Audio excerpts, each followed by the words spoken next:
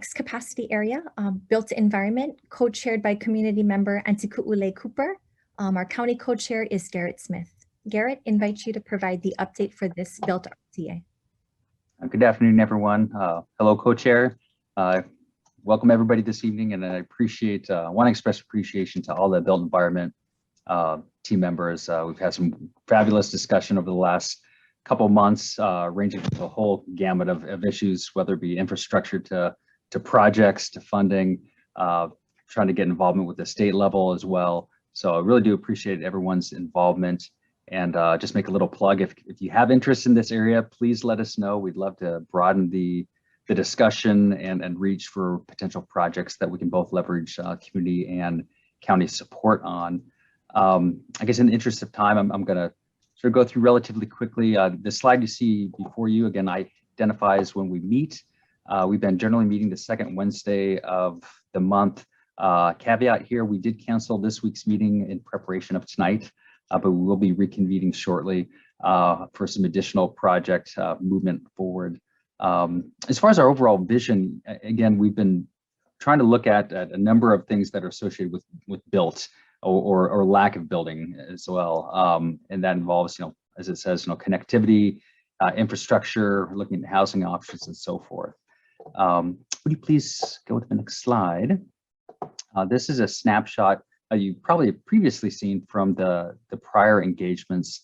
And I wanted to sort of bring attention to this. You've heard it from some of the other co-chairs as well. A lot of the work we do really does overlap. There's, for example, the Resilience Hub. It's been an interest of various community members, various RCAs.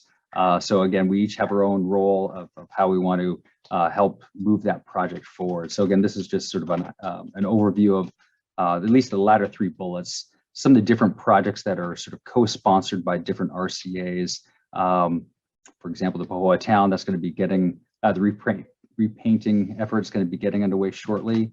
We're going to be contributing to that as best we can.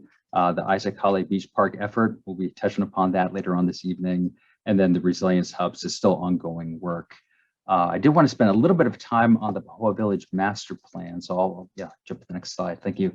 What you see before you is just a quick snapshot from the community development plan for the Puna area. There are some different areas that are highlighted as being commercial or residential, rural. The Pahoa Regional Town Center has been identified as one of those key areas that really is a core to that general vicinity. So the reason why we're highlighting it is in the past couple of years, the county planning department has attempted to move forward a master planning process, and it's gotten sidetracked a little bit due to some prior eruption events. So we are making another run for it.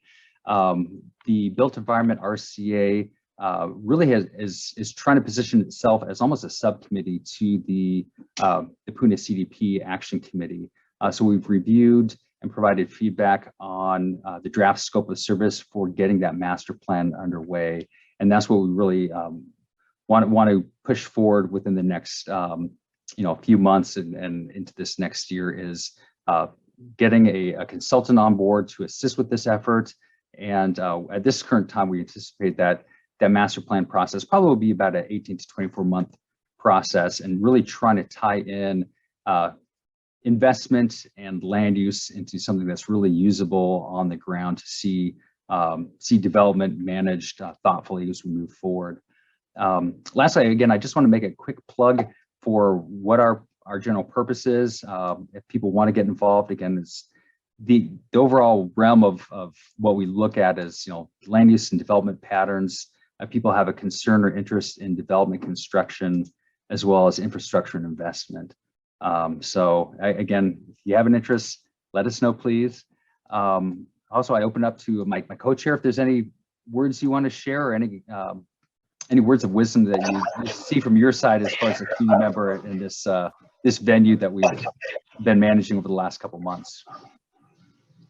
Mahalo, Garrett, and aloha mai kako. Happy New Year, all. And I would like to also thank everyone for giving us the honor to be able to discuss all of our moving forward after the historic eruption. I also want to thank and acknowledge the state of Hawaii and Uncle Bob, who is with us this evening, for helping us move forward from the state and county level, which is a really great luxury that we certainly enjoy. In our specific committee, we've had very, very good productive discussion, not always easy. And again, thank you all for putting up with sometimes my my verve and pointed questions, which I believe we all understand moving forward. We must bring to the forefront what is of concern of our community. And I hope that I can provide a voice in that respect.